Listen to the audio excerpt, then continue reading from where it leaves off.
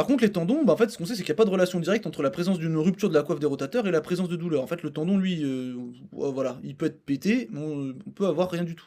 Ça peut être même totalement asymptomatique.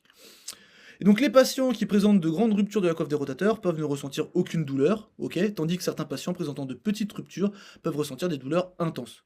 Et en fait, les tendons de la coiffe des rotateurs, ils ont peu de fibres nerveuses comparé à la bourse. Et des études montrent que les patients dont la réparation de la coiffe des rotateurs a échoué obtiennent un soulagement de la douleur grâce à la chirurgie, ce qui signifie en fait que la cicatrisation du tendon de la coiffe des rotateurs sur l'os n'est pas nécessaire pour obtenir un bon résultat chirurgical. Et là, j'ai plus les données, je me rappelle plus, je l'ai pas mis là. J'essaierai peut-être d'y penser pour la prochaine vidéo. En fait, il y a un nombre. En fait, il y a des personnes, ils ont une rupture tendineuse, ils se font opérer.